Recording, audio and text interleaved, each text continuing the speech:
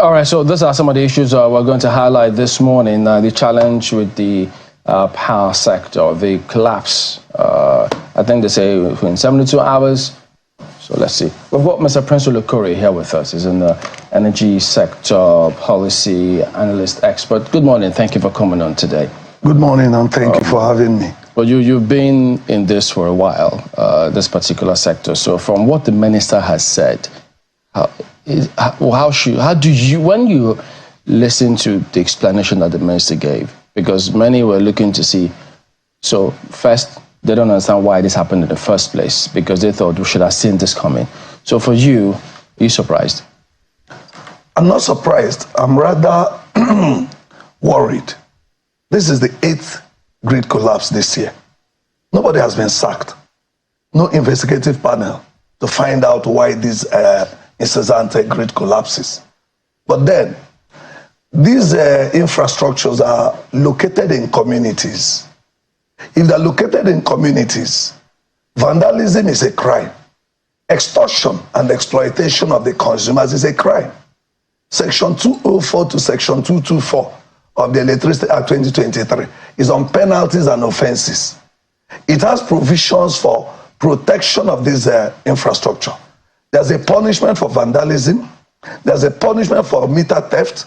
There's a punishment for anyone that is seen selling electrical infrastructure that is vandalized. How are they implemented? What is the position of the Power Ministry on this?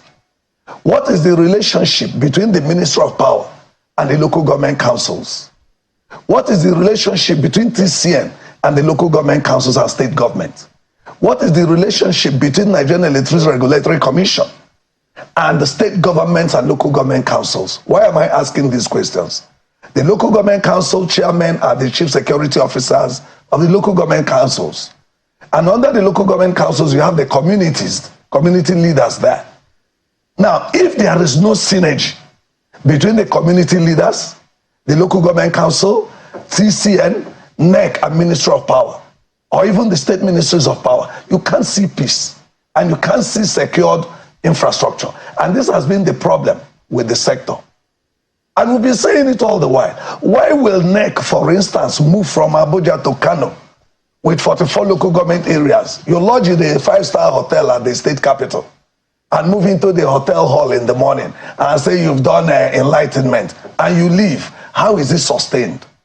How do you take this campaign or this effort to the local government councils where these infrastructures are located? It becomes a problem.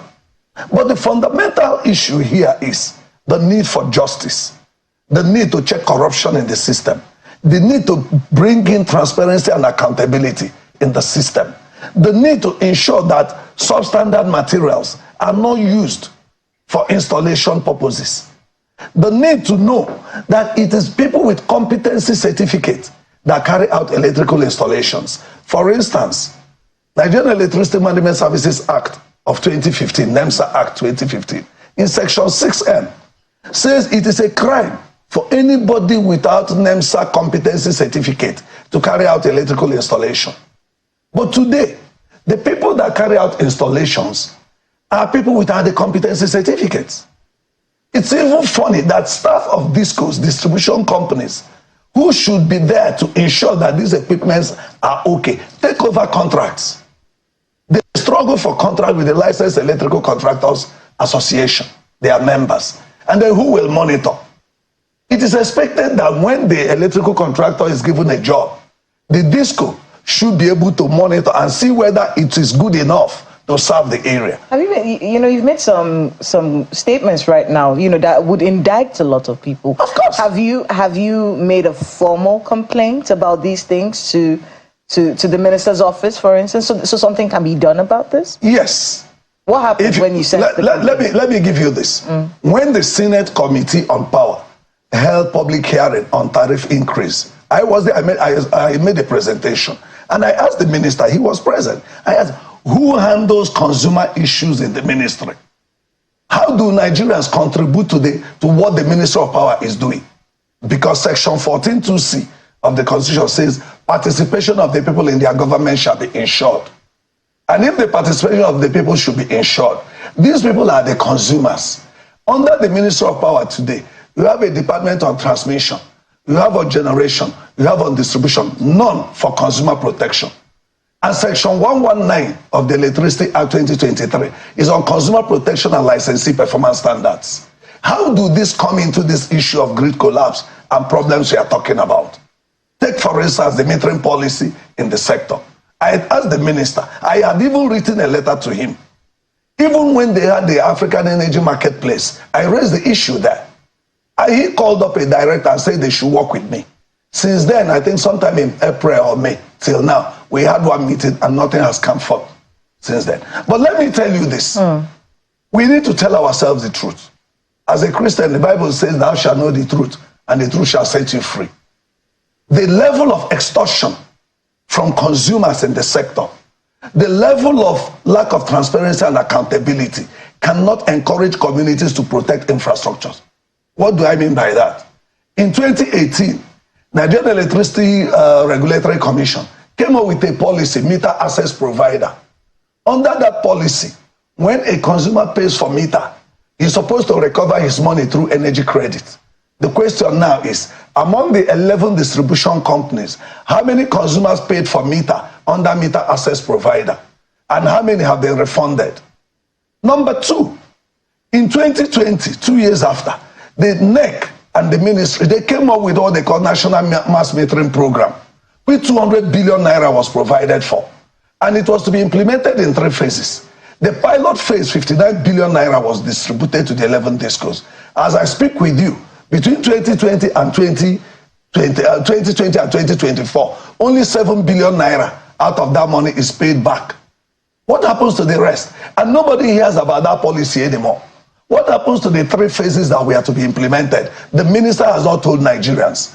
Yet the minister is now saying that government has procured 1.8 million meters. Under what condition?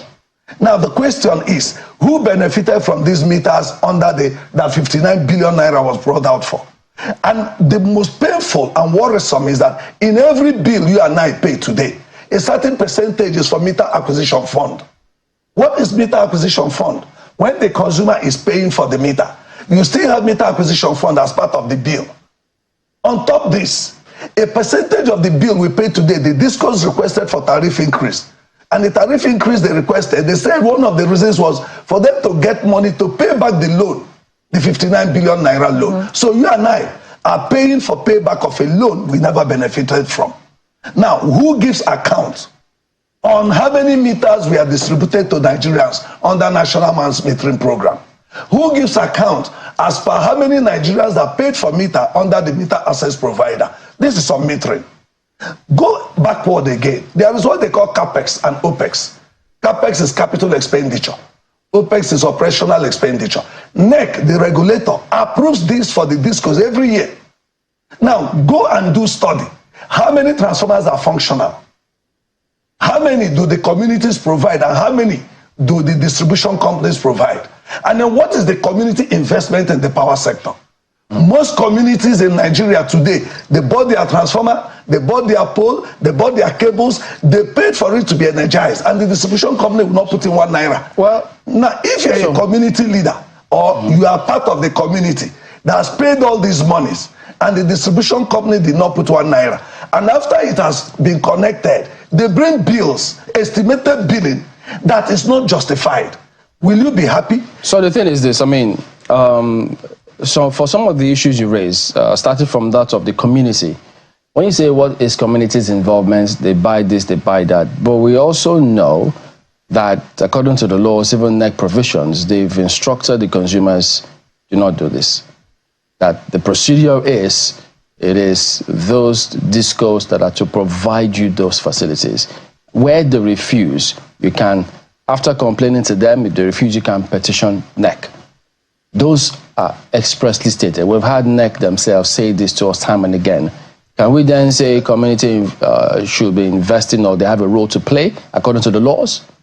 If I'm a regulator, and I have the responsibility of regulating the discos, if I make, there's what they call network expansion investment policy. That's what we are talking about here. NEC came up with network expansion investment policy, which entails that before a third party invests, he has to discuss with the distribution company. so that they can recover their money. But the question is, you've made this law. Are the consumers aware? No, no. I think that there are two things. The policy, yes. Yes. But what you're talking about, if a transformer or any part of any of those power infrastructure within a community is not functional, usually transformers, do you consider that as part of the network infrastructure investment? It's supposed to be DISCO to provide those transformers. Now, that is where the OPEX I talked about comes in, operational expenditure. That operational expenditure that is approved by NEC for them is for the expected DISCOs. is expected to be used to take care of those things. But where you don't take care, the community comes to you. They are not even enlightened to even understand what the policy is. So but that's another different thing. Of course. It doesn't then mean that, if they are not enlightened, you know what they say about ignorance of the law, it's not an excuse. It doesn't mean that the law requires them to do that. They are not supposed to do that. But let me even ask you. Ideally, let me even ask you, is there need for research? If you have a policy, if you are NEC, how is that connected to? It's connected, because if you're saying ignorance of the law, this NEC is set up to regulate the DISCOs. And if they are regulating DISCOs, before they came up to make the pronouncement that anybody, before you invest, you need to find out. No, I think I'm not. Maybe the words you use. Do you consider that investment? Because if my transformer is bad, the law does not require me, the consumer, to fix it.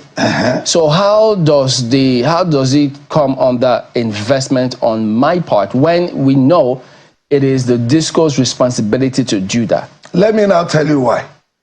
If it is the DISCO's responsibility, isn't it? Where it is, and the transformer in my community is bad. I stay for 1 month, no light. 2 months, no light. 1 year, no light. And I go to the DISCO. The DISCO tells me we have no money to do it. Now, will I remain in darkness?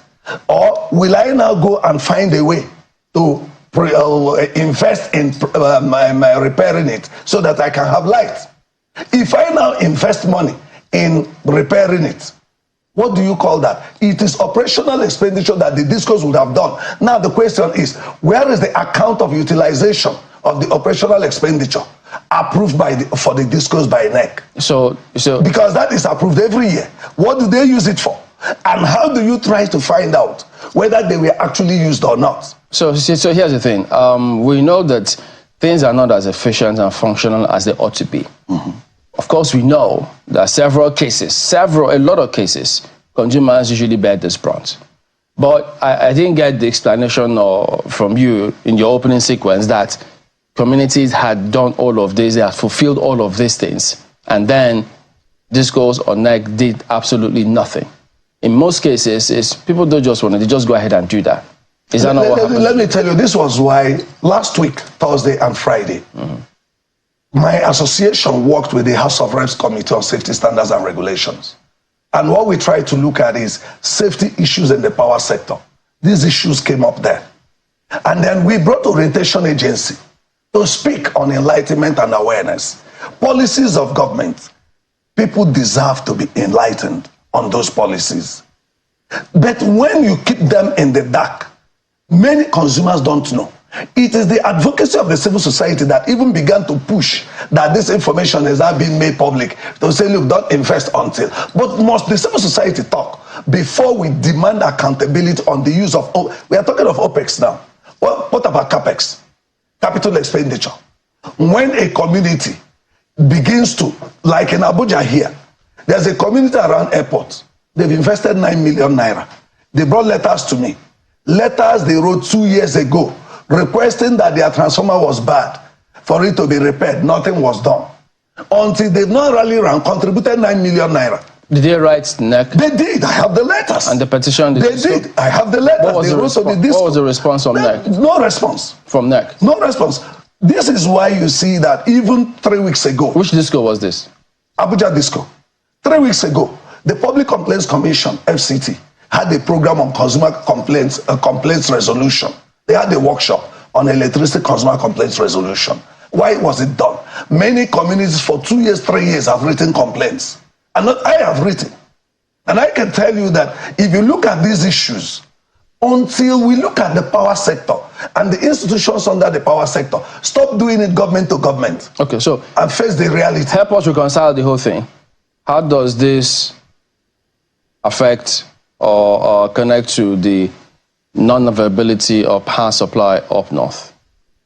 Let me tell you, quality of supply depends on quality of materials, quality of capacity of the installers, quality, in fact, monitoring, effective monitoring.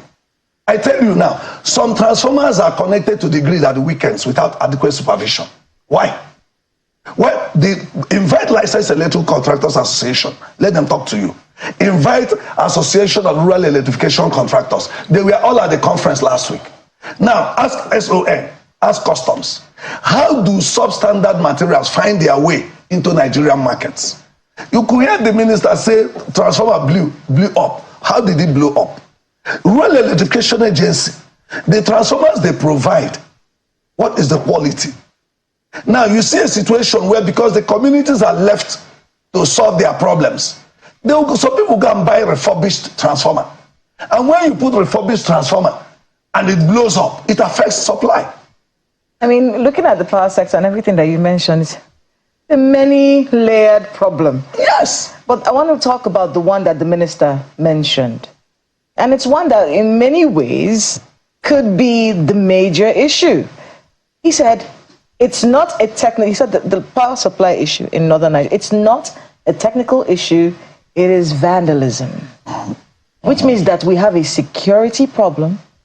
And even if, he said, I heard him say that even the people that are sent to fix this problem are being threatened by bandits.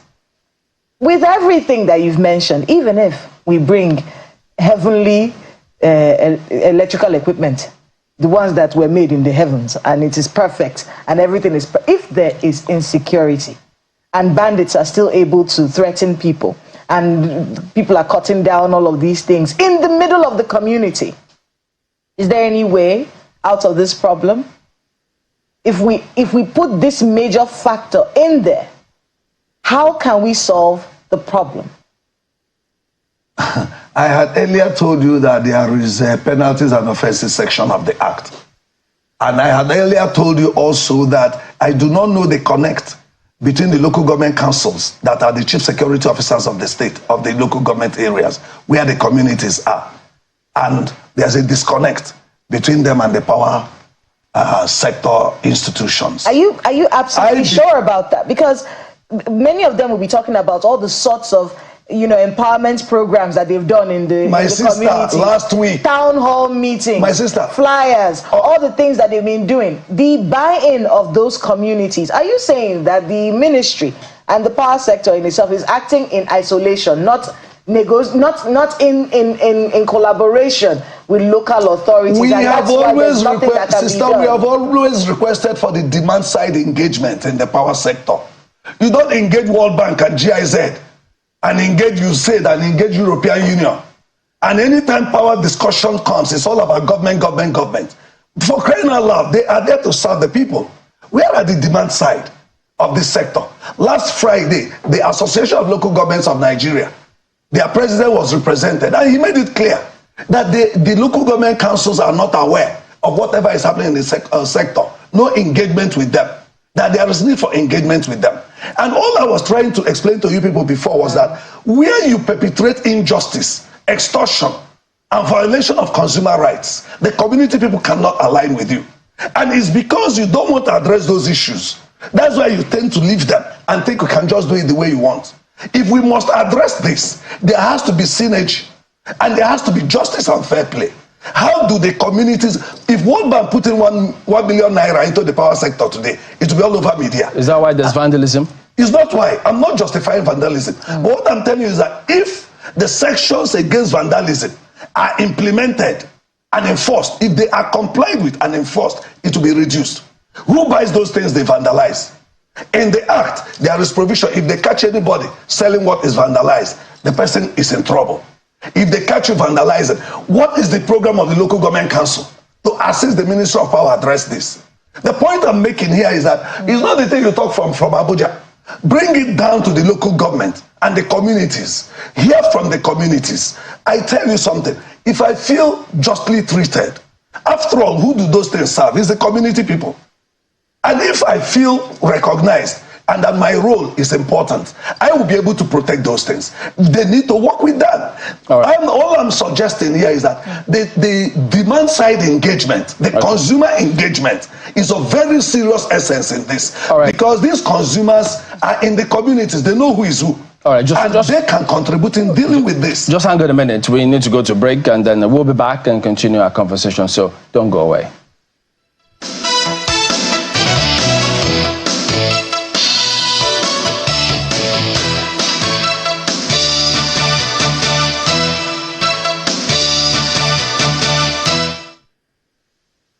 Welcome back to Sunrise 80. Well, part of what we did tell you was going to be happening today. We're keeping our eyes on the Senate. They are expected to screen some ministerial nominees today.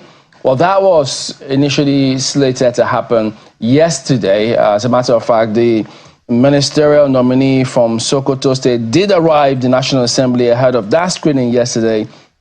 But unfortunately, well, you know what they say about that. So that's Mohammed Megari Dingyadi from Sokoto State. He did arrive. I think he's in labor. So he was supposed to have gone on, but for some reasons, that was rescheduled today. So these kind of scenario, of course, when they all arrive, we also keep you up to speed in terms of what happens at that time. But someone to have a look at some of the ministerial nominees that are expected to arrive this morning for the screening by the Senate. There you go. So you'd expect to hear from these lot what they're going to be bringing to the table, what their qualifications are.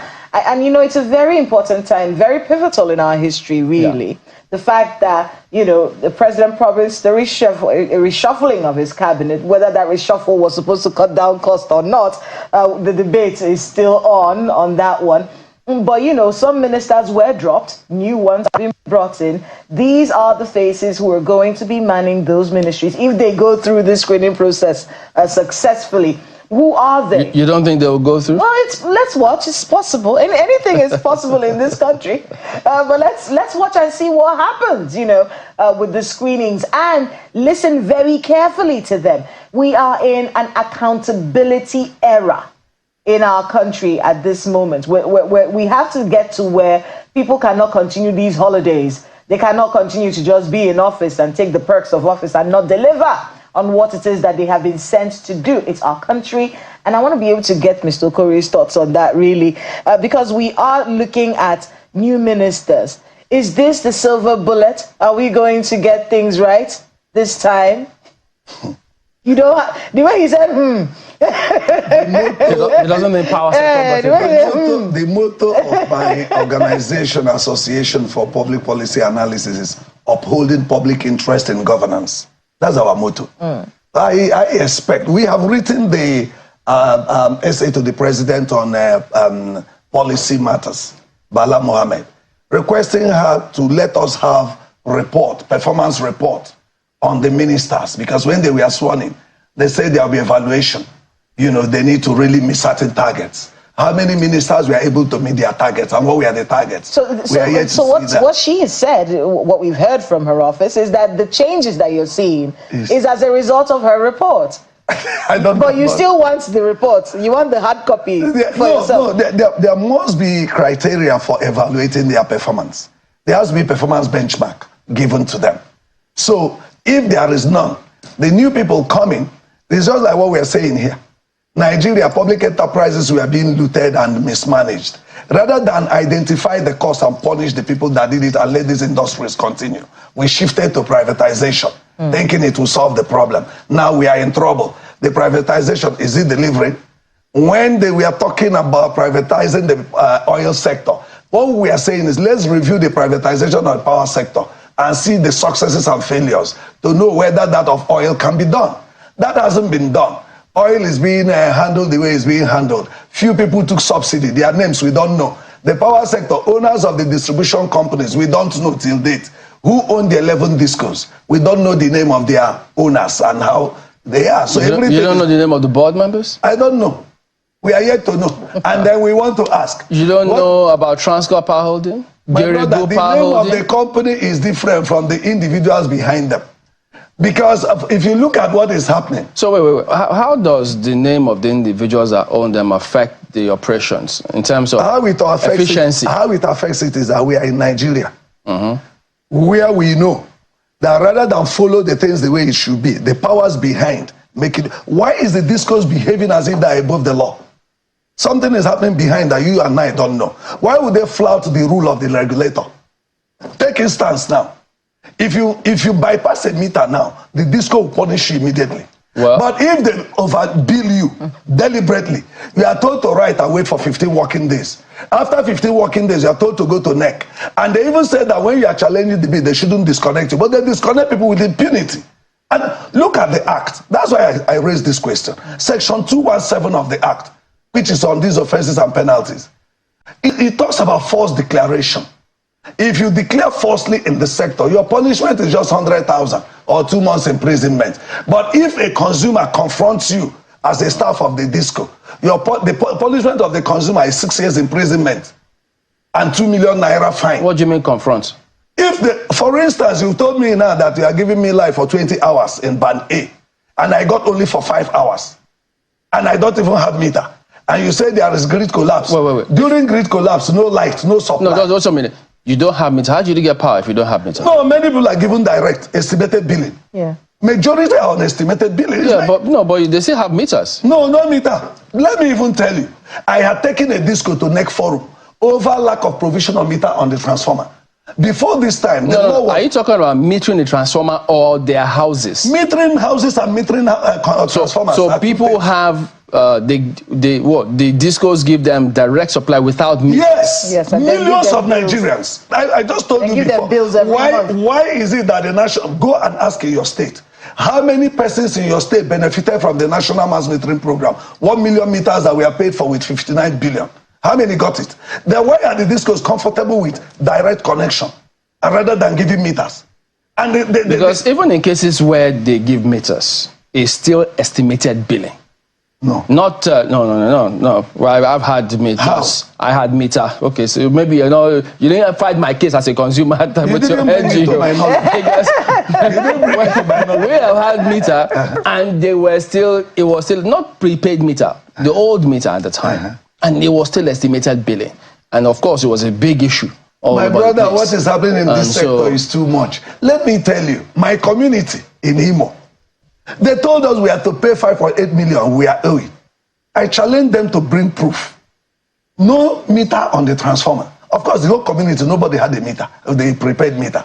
No meter on the transformer. Now, provide proof on how you arrived at 5.8 million. They couldn't provide proof. And then you saw that, but the real thing then under the Electricity Power Reform Act of 2005 is that before you are given estimation, the meter on the transformer should be read to know the quantity of consumption and use it to calculate an amount per kilowatt hour to give you your bill. But they were just sitting down and sitting out bills. So the thing is this, people are not entirely helpless. I know a community, and they also made me know, in Lagos, in Lekki, an estate in Lagos, the disco had said that they were supposed to be on band A.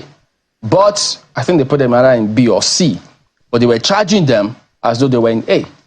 So eventually it was an association, that estate association, that came together and said, wait a minute, they then checked after several years and found out that this is what had been going on. The disco had to start begging. So groups also have to take up that responsibility and just look and ask questions, because you have a right to ask those questions and demand. So whether you confront them or not, but people have got to ask those questions of those people. So talking about the states, the law now says states can provide power. They have a way to come together and provide something. So what do you think is the challenge? Why are states not picking this up? My brother, state electricity market is the in thing now. But let me tell you, if I'm an investor, and I want to invest in your state electricity market, number one, what is the number of consumers in that state? To enable me know that I will be able to make profit if I invest. Do we really have consumer enumeration that is realistic? When they tell you metering gap of 7 million, it's not true. What? Because there are the basic things that need to be done on the state electricity market. It's not enough saying you have given license to state electricity regulatory commission. How many consumers are in that state? How much bill is generated from that state? What is the investment of the state in the infrastructure? And what is the investment that the new entrants into it, the new investors, will be looking at? Is that impossible to get? Why are they not available now? That's the question I'm asking. Because if you want to say states get in, there are basic questions investors will ask. Just like when privatization was done, people jumped in, privatized. It has been done. But if Abia State is able to do it, why can't other states do it? Well, I don't know. You are the one asking me. I'm only telling you that state electricity market is something good. But there are basic things that need to be done. If a state has 20 local government councils, let me even ask you, do you know that in privatization, states we have to own 40% of the value chain? Why will a state be an owner of 40% and he doesn't know how much revenue is generated from electricity payments in his state, and he relaxes? I want to be able to really open that up, because that's a very important question that Darlene asked you. If in Abia State, Alex Oti was able to get that done in Abia State, what's stopping other states? Is there something that we don't know? That is what I'm telling you. We need to do more investigation. Just you said people can take action. You know, yes, that is just like we've taken our own responsibility to enlighten the people and monitor the policy. We monitor the policy. That's why I'm giving you all this information I'm giving you. People should speak up. We engage in the sector. Like last week, we had 7 presentations and on different topics. And we are assembling our report. And that report will present to the committee on safety standards and regulations for them to look at the power sector and the cause of the problems. So when you look at all this, you will not talk less than I'm doing. You may even talk more than I'm doing here. Because what we are discovering is serious. A state where, states, some have Consumer Protection Council or committee. What do they do in ensuring that there is satisfactory power delivery to the consumers? To see that the payments consumers are making are in accordance with the law. I don't understand. Because if you want to do, that's why I was saying the relationship with the local governments, the relationship with the state. The first thing to do is to review the act. Even though it said key in. How has the regulator been doing it up there? What area of the act are they going to review? My brother, Section 204 to 224, penalties and offenses, is skewed against consumers. I have mentioned one to you that Section 217 on false declaration is only 100,000. False declaration of power supply by the discos? Yes, if a disco tells you now that you're on 20-hour supply and he gives you 5 hours and he wants you to pay and see if he gave you for 24 hours or 20 hours, is it not false declaration? So if, now the punishment for that is only 100,000 or 2 months in prison. Assuming that happens, shouldn't we, because even if you review the law, NERC has to have the capacity to verify what they say they have outputted to consumers.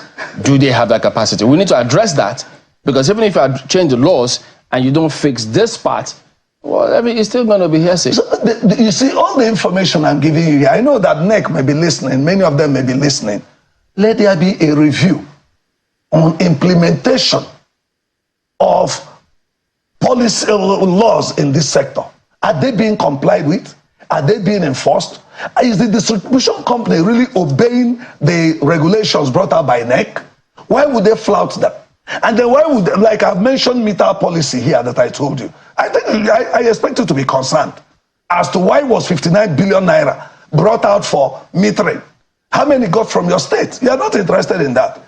And you are pushing me other ways. Shouldn't you be interested? You should be interested to ask. It's clear how many persons got the meter in my state? It's clear you don't understand. Why is this? It's clear you don't understand the role. We have to ask you questions. You really want to tell us the answer. No, but the questions. So forget about if you don't see concern on our faces. Just listen. No, you are not taking the questions. The areas I expect you to. No, you see that's the thing. I can't ask you the questions you think or expect me. Whichever questions consumers face, that's what we ask you. Let us help. What I think you're focusing on is the Charter of Service. And I think, yes, the Charter of Service, which is an area that even players in that sector have spoken about several times.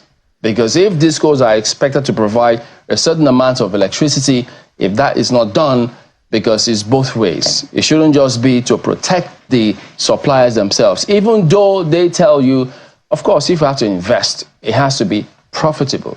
Businessmen, they have to make profit. If you do business, you want to make profit, that's given. But it has to be on an equal level playing field. So those are the issues that, yes, we expect. But we started out by talking about, as we wind down, talking about the breakdown up north. So the concern that some people have also raised is this. Yes, the president said they should provide aerial cover to ensure that power supply returns, which the minister said yesterday in 72 hours, it will be done. So the question many did ask then, if that happens, they fix it and the supply comes, do we have enough? Have you seen any indication whatsoever that this would not repeat itself? And that is what I have suggested to you. Multi-stakeholders engagement for protection of electricity infrastructure. That's my suggestion.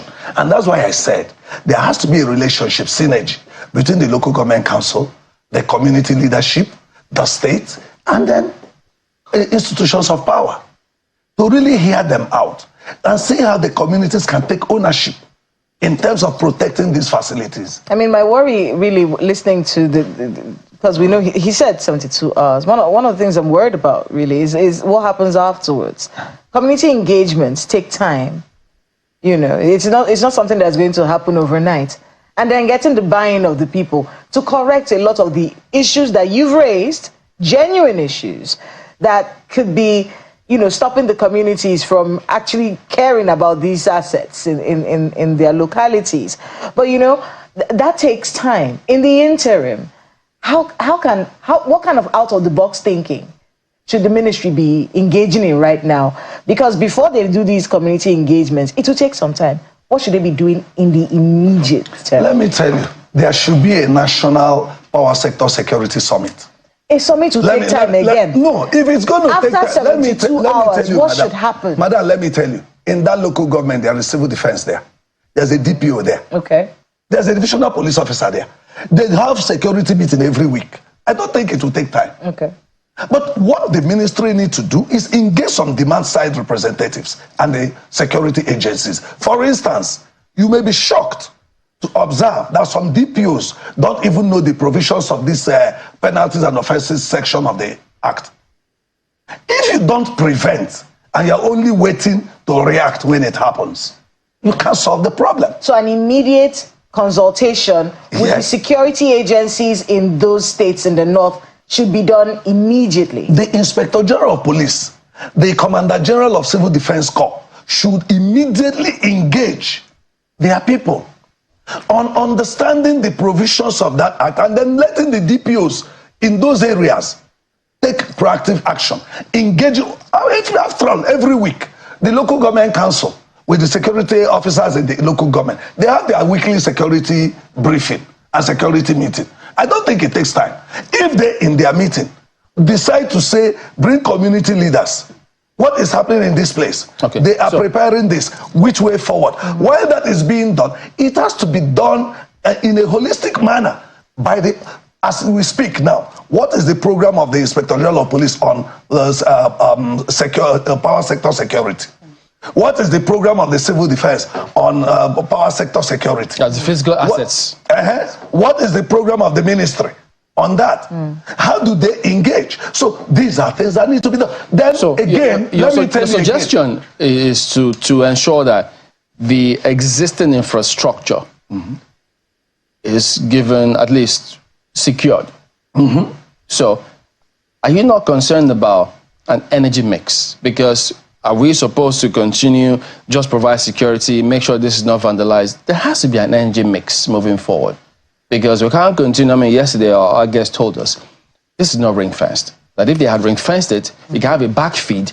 So if there's vandalism, if you have the backfeed, then it could get bridge. supply from you can get somewhere supply. So we need to think outside the box. But that's where we're asking the state, the responsibility of the states. They have to do something. We have an example of a state that is doing it. Other states, we all should be asking questions of those states to make sure there's at least energy mix so the people can have various alternatives. Because if you rely only on this one, we've seen the challenge with this one. That doesn't appeal to you? The Jonathan administration brought in mini grids. World Bank brought in money. Nigerian electrification project, which a rural electrification agency handled. My brother, do a survey on renewable energy. We discussed it last week. The question is, do you know there was a time National Assembly members were providing solar street lights for their people? How many are functional today? You see, the problem here is, well, for instance, this one we are talking about now, just at the north, they have not had. This is the 8th grid collapse. What has been done? Nobody fired. No investigative panel set up. Should we just be looking at this 8th one? The 1st, 2nd, 3rd, 4th, 5th, 6th, 7th before the 8th. What was done? So what I'm trying to tell you is that there is need to really look at this sector in a serious manner, not just to get loan. We should even be asking, all this loan and all the money that has gone into the sector, how are they used? Where do they go to? Before you know it, somebody will tell you the equipment has been old. It was put there since long time ago, so that money will be brought to buy new one. But the ones that are there are being vandalized and destroyed. What is the program of the police? What is the program of the civil defense? What is the program of the SSS? Then how are the communities involved? What is the role of the demand side? The consumers that pay these bills, how comfortable are they? Is it just, my brother, democracy is about the people. And this privatization is about consumer satisfaction. So why will you be implementing, and that brings some worry, why will the international community be putting money in the power sector? But they don't care about the utilization. They are more interested in Nigeria becoming a debt nation. And then World Bank, I have told World Bank severally. Is that what they said? Yeah, I've told them. No, I'm not saying that's what they're interested in, but their body language shows that. I have told them, nobody gives money to a prodigal son. All right. If I give you money and you don't show me how you have managed and used it for result, I can't give you again. What if World Bank is related with government? Why are they not related with EFCC? ICPC, Consumer Protection Commission in the power sector, but you only hear the money they put in. Now, why is it that the community investment is never mentioned? If World Bank bring $1 million today, it will be all over media. But communities, what is the investment of communities? We need to find out. What have they invested? All right, Mr. Princewill Okorie, we appreciate your coming on this morning. Thank you for your time. Our business morning on Sunrise really comes up now. I wonder why you're laughing at me.